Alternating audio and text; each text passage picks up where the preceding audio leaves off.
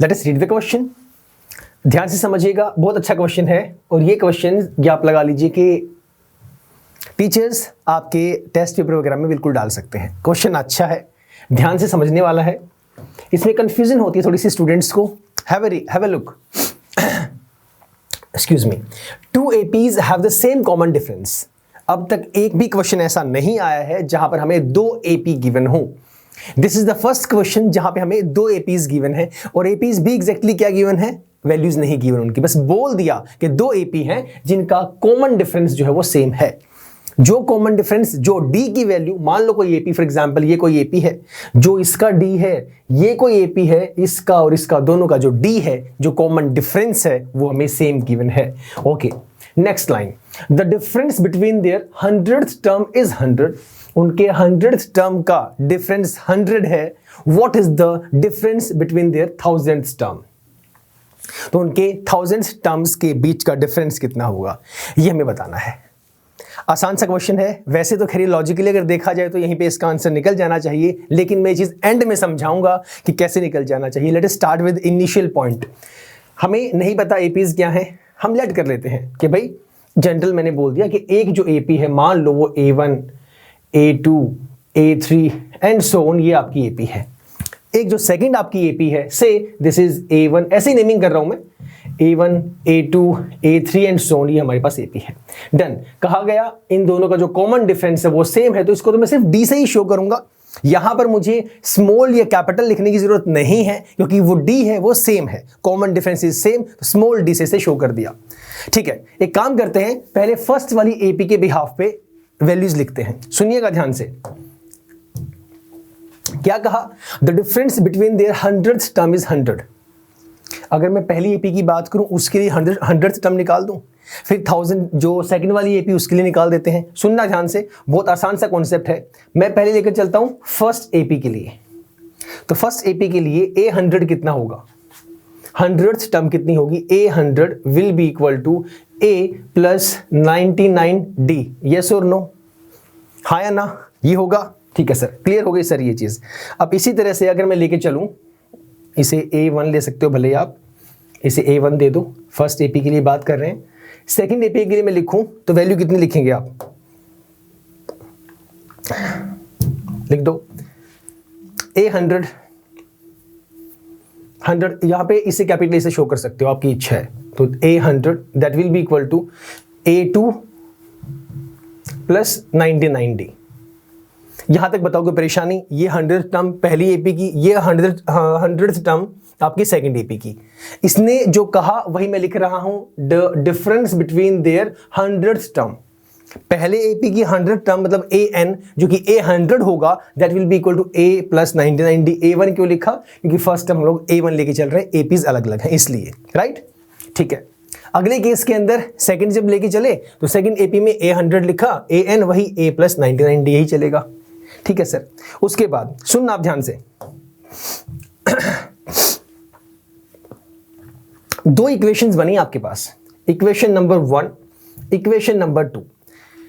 जो उन्होंने कहा अभी वो करना बाकी है, डिफरेंस निकालना बाकी है। आपने सिर्फ ये लिखा है कि 100th टर्म क्या क्या होंगी, अभी डिफरेंस नहीं निकाला है। तो दोनों का जब डिफरेंस निकालेंगे, इसका और इसका जब डिफरेंस निकालेंगे, तो I can write this minus this, वो क्या है, 100 है। एक्सक्यूज मी,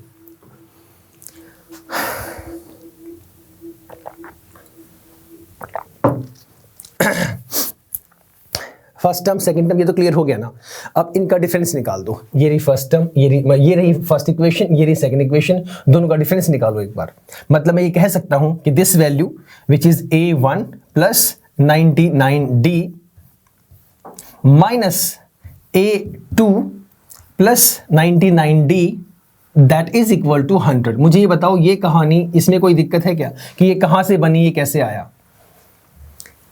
पहले वाली एपी की 100th टर्म होगी A1 प्लस 99D, सेकेंड वाली एपी की 100th टर्म होगी A2 प्लस 99D। सिंपल सा फंडा है, दोनों का डिफरेंस किया गया, दिस माइनस दिस, और वो हमें गिवन है, दैट इज व्हाट 100।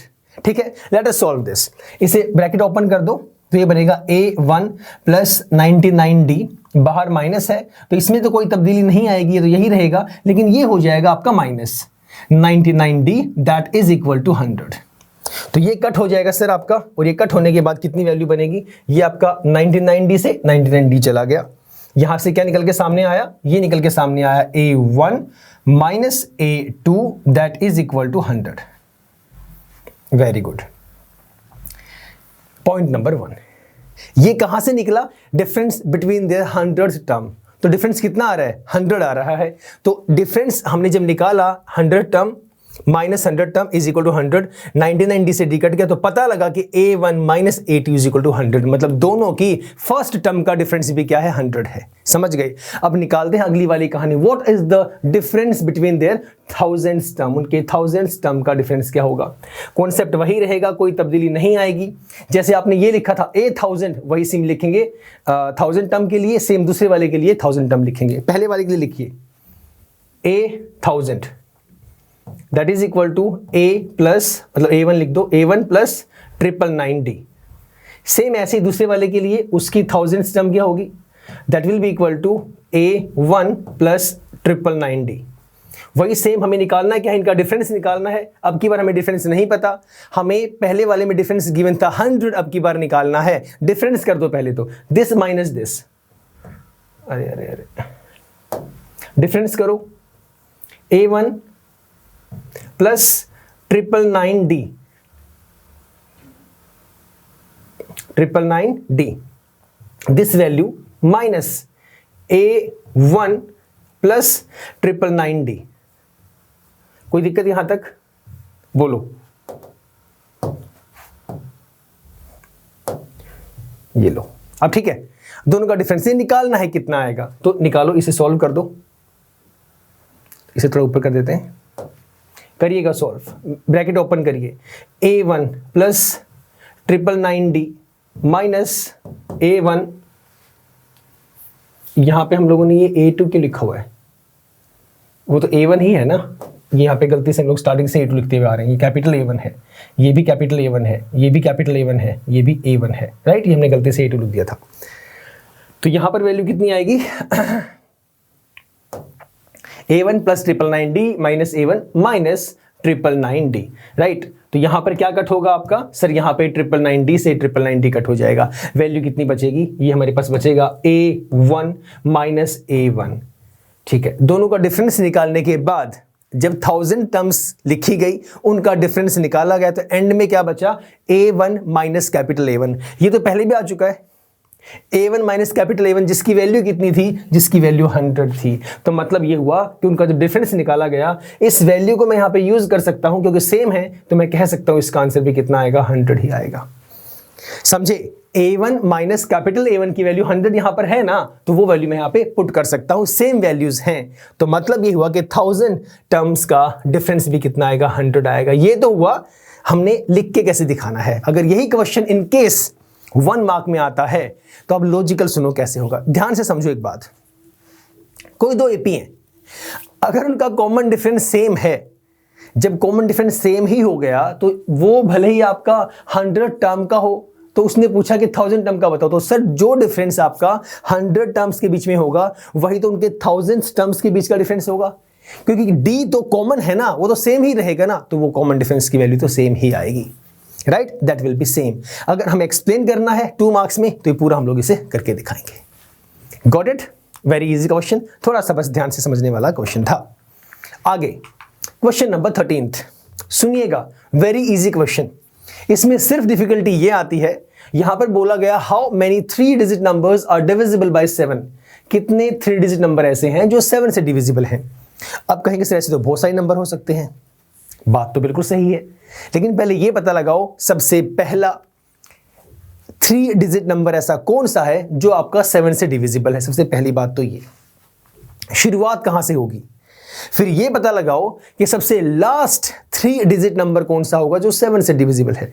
मैं 999 की बात नहीं कर रहा, मैं 100 की बात नहीं कर रहा। 100 सबसे लोवेस्ट, सबसे स्मॉलेस्ट 3 डिजिट नंबर है, लेकिन that is not divisible by 7। 999 is the largest 3-digit number but that is not divisible by 7. हमें नंबर्स वो चाहिए जो 7 से डिविजिबल हो। तो शुरुआत करेंगे सबसे छोटे वाले से, राइट? तो बताओ सबसे छोटा कौन सा है जो 7 से डिविजिबल होगा? 104 या 105? 105। 105 सबसे स्मॉलेस्ट 3-digit नंबर है जो 7 से डिविजिबल है। इससे अगला क्या होगा? प्लस याद कर दो, 1 1 2 चलता रहेगा, डॉट डॉट डॉट डॉट, और लास्ट आपका 3-digit नंबर क्या होगा जो आपका 7 से डिविजिबल होगा? वो आपका होगा 994। करके देखना, राइट? ये बन गई एपी। बस इतनी सी कहानी थी, सिर्फ यही समझना था कि एपी फॉर्म कैसे करेंगे। And this is not the only case, यहां पे 7 डिविजिबल बाय 7 ही आ सकता है, divisible by 3, divisible by 5, by 11, by 20, कुछ भी आ सकता है। एंड नॉट ओनली 3-digit वाला केस, 4-digit, 5-digit, 2-digit कुछ भी यहां पे आ सकता है। कॉन्सेप्ट समझेंगे, ये नहीं देखना कि यहां पे 3-digit है तो वही याद करके कहानी खत्म, ना ना ना, ऐसे नहीं करना। कॉन्सेप्ट समझिए कि अगर इस फॉर्म में क्वेश्चन आए तो उसके लिए एपी कैसे फॉर्म करेंगे वो समझना मैंडेटरी है, राइट? तो डिविजिबिलिटी बाय 7 की बात की गई और 3-digit नंबर्स की बात की गई। तो शुरुआत पहले ये देखेंगे कि ऐसा पहला नंबर कौन सा है जो 7 से डिविजिबल है और 3-digit नंबर है। शुरुआत हुई 105 से, अब 7 का मल्टीपल है, मतलब सब में डिफरेंस कितना होगा? 7 7 का होगा। अरे 7 का टेबल क्या होता है? 7 1 7, 7 2 14, 7 3 21, 7 7 का डिफरेंस है ना, तो सभी मल्टीपल्स में 7 7, कंसेक्यूटिव मल्टीपल्स में 7 का डिफरेंस होगा, राइट? फर्स्ट निकाल दिया 105 अगले में प्लस कर दो 7 112, अगले में प्लस कर दो 7, चलता रहेगा। एंड वाला चेक करो, अब लास्ट 3-digit नंबर 994, राइट? अब एक कहानी तो यहां पे तय हो चुकी है कि जो आपका ए है वो है 105, डी है वो तो सब में सेम ही रहेगा। जब बात होगी 7 से डिविजिबल की तो डी आपका 7 ही रहेगा, राइट? हाउ कितने नंबर ऐसे हैं, नंबर ऑफ टर्म्स बतानी है। बहुत ही आसान क्वेश्चन बन चुका है अब तो। ये फॉर्मूला क्या होता है? A n is equal to a plus n minus 1 into d. पुराने वाला कॉन्सेप्ट ए एन, ये आपका लास्ट वाली वैल्यू है 994, that is equal to a first term 105 plus n minus 1, common difference आपका 7 है तो 7 आपका यहीं पे रहेगा, राइट? निकाल दो, n कितना आएगा, निकल जाएगा। माइनस करो वहां जाके, अगले स्टेप में ये आपका हो जाएगा 994 minus 105, that is equal to n minus 1 into 7। ये मल्टीप्लाई करेंगे, मल्टीप्लाई मत करना, एक स्टेप इंक्रीज हो जाएगा। बेवजह क्यों करना है? इसकी ये डिफरेंस निकाल के बाद में 7 से डिवाइड कर देना। करो माइनस फटाफट। 14 में से 5 गए 9, यहां बचा 8, 9 में से गया 8, 8 8 9 is equal to n minus 1 multiply by 7। Divide करो, so this will be equal to 8 8 9 over 7, that is equal to n minus 1. Let us divide this, कितना होगा? 7 1 जा 7, 8 में 7 गया 1 18, 7 दूनी 14,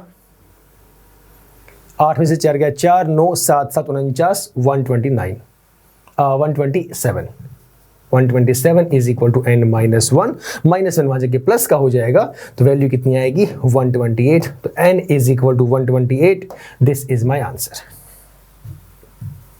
तो टोटल नंबर ऑफ टर्म्स कितनी होंगी? टोटल 128 टर्म्स होंगी, 128 नंबर होंगे टोटल, जो आपके 3-digit नंबर होंगे और आपके 7 से डिविजिबल होंगे। समझे? आसान सा क्वेश्चन था, बस ध्यान देने वाली बात यही थी कि पहला नंबर क्या होगा, लास्ट नंबर क्या होगा।